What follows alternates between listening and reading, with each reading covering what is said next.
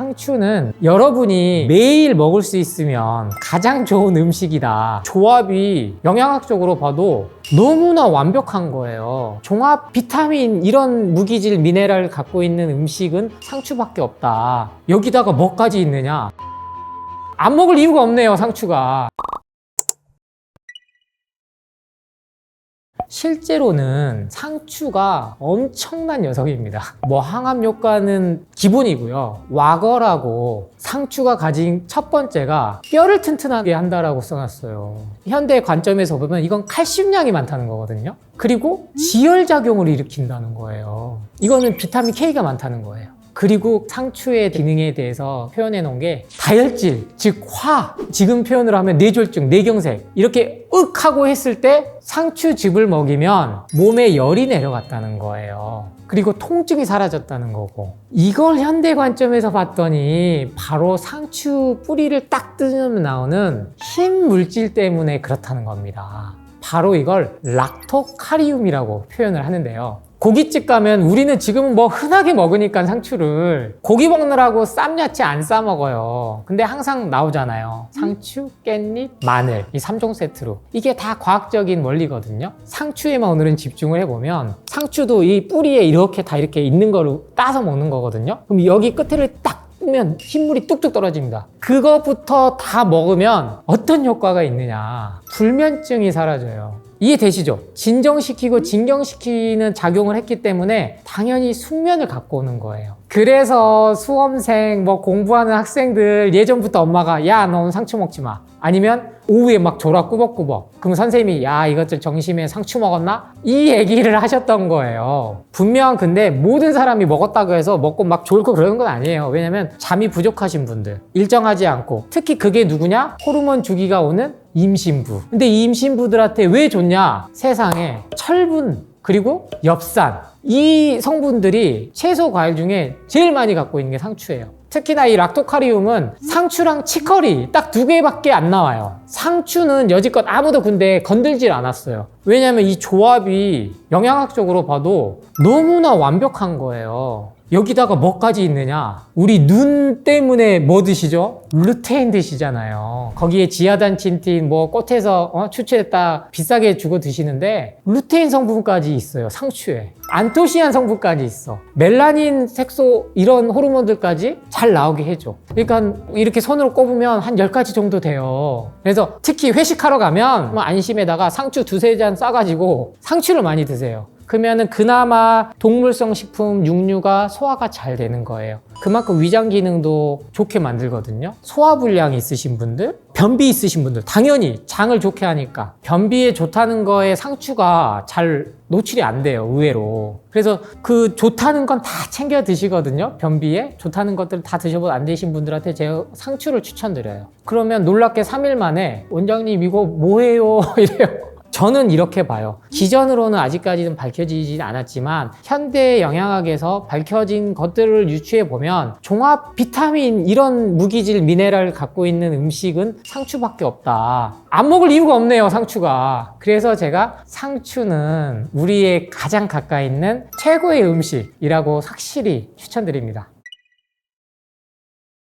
상추는 우리가 흔히 접할 수 있는 게 바로 꽃상추라고 불립니다. 대표적으로 그냥 우리가 접하는 게 꽃상추구나 생각하시면 되고, 양리작용으로 보면 소화를 잘 시켜요. 그리고 호흡기나 인후통에도 작용을 많이 하고, 그리고 색깔이 좀 거무튀튀한 게 섞인 게 보이실 거예요. 그게 흑적상추라고 생각하시면 돼요. 얘는 멜라닌 함량이 10배 정도 높아가지고 진짜 불면으로 나는 상추를 먹어야겠다? 그러면 흑적상추를 조금 더 구매를 해서 집중적으로 드셔보세요. 그리고 좀 생소하긴 한데 로메인이라고 해서 샐러드 많이 드신 분들은 많이 보셨을 거예요. 양상추가 비싸니까 로메인을 많이 쓰거든요. 뭐 햄버거 가게에서 양상추 샐러드 대신 쓰고, 그리고 샐러드 이렇게 업체에서 가장 흔하게 쓰는 게 로메인이에요. 그래서 상추 종류는 이렇게 세 종류로 나뉘는데, 꽃상추나 흑적상추, 이게 마트 가면은 언제든 구매하실 수 있어요. 그래서 상추는 공격받는 것 중 하나가, 저한테 질의하신 분들이 너무 많아서 알았어요.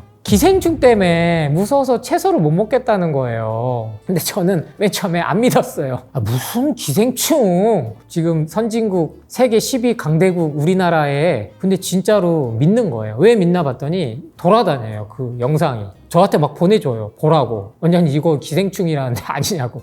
봤더니 기생충이 아니고 미생물이에요. 설령 나오는 기생충이 있더라도요, 그거는 도포를 따로 해야 돼요. 그러니까 우리나라 식약처, 농촌진흥청 전국에 있는 유수의 대학에 있는 기생충 학과들을 너무 무시하는 거예요. 1970년대, 80년대까지만 해도 기생충 보균자가 70%를 넘었어요. 근데 2009년도에 우리나라는 토양 매개체로 기생충 감염이 안 되는 나라로 지정이 됐습니다. 왜? 상하수도가 완전히 됐고 도로가 깔리고 인분으로 여기 텃밭에서 가서 누가 똥오줌 대소변 안 하고. 전엔 그랬단 말이에요. 공공 화장시설, 공중보건 개념이 없을 때는 대소변 보고 손 안 씻고 또 이걸로 음식하고 뭐 이렇게 되다 보니까. 그리고 인분으로 했단 말이에요. 근데 유기농으로 인분을 줄 때는 발효시켜서 액비라는 형태로 준단 말이에요. 기생충이 나올 수 있는 구조가 아니에요. 그리고 유통 과정이 될 수도 없고. 그래서 우리 충남대나 서울대에서 실험한 것도 하도 찾아도 안 나와. 배추에서도 안 나오고 상추에서도 안 나오고. 이 샘플이 있어야 기생충 이게 어떻게 하고 씻었을 때 어떻게 했을 때 제일 기생충이 없어질까 실험을 해야 되는데 안 돼서 도포, 즉 발랐다고요. 기생충을 배양을 해서 여기다 심어놓고 실험을 했어요.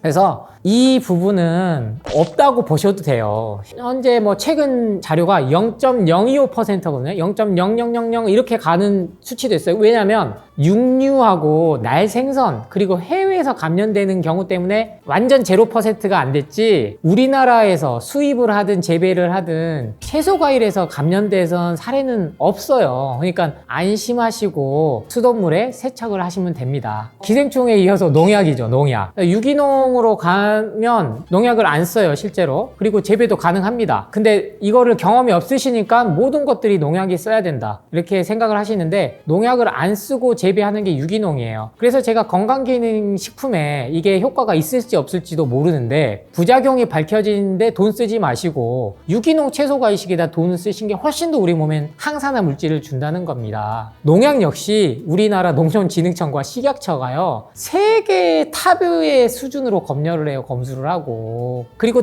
수용성, 즉 물에 다 분해가 됩니다. 그래서 사과든 뭐 상추든 파든 농약을 뿌린다 하더라도 수확하는 과정에서 2주 정도면 다 사라지게끔 하는 농약만 쓰게 돼 있고요. 그마저도 잔류 농약은 물에다가 씻으면 다 사라지게끔 돼 있습니다. 안심하시고 드시길 바라고. 세척하는 방법은 상추가 실은 이게 여러 겹이 이렇게 쌓여있고 겹쳐져 있다 보니까 어렵거든요. 양배추도 그래서 저는 정 불안하시면 첫 껍질은 그냥 버리고 드시라 그래요. 그래서 상추는 근데 뭐 버릴 수가 없잖아요. 그러면은 하나하나 이제 따가지고 물에다가 일단 담가 놓으시고 1, 2분 정도 놔두셨다가 흐르는 물에 좌우로 3번, 상하로 3번, 상추 자체를요. 그렇게 하면은 이물질이라든지 우리가 걱정하는 모든 것들은 사라지니까 아무 걱정하지 마시고. 근데 전용 세제가 있어요. 채소 전용 세제가. 근데 제가 보는 관점에서는 전용 세제가 아무리 뭐 1등급이어서 우리가 먹어도 안전하다고 하지만 그건 역시 가공해서 화학 물질이거든요. 충분히 수돗물로도 가능하다는데 이 불안하니까 소비자가 요구하니까 나온 거예요, 실은. 꼭 이걸 써야 돼가 아니에요. 그래서 세제는 내가 마음이 안정을 찾기 위한 용도가 아니면 굳이 또 하지 않기를 저는 권유해 드립니다. 제가 핵심 메시지는 채소과일식 7을 갖고 가고 가공식품과 약물 이런 것들은 3으로 갖고 가셔라는 게 7대3의 법칙입니다. 인생 전체에서 7가지를 중요시하고 3가지를 최대한 내가 줄이는 노력을 하면 건강뿐만 아니라 지속 가능한 삶을 살 수가 있어요. 감사한 마음 가지고 이 7대3의 법칙을 잘 지키신다면 우리 진식인사이드 구독자 여러분들은 더욱 행복하고 건강한 삶을 120세까지 유지하시리라 믿어 의심치 않습니다.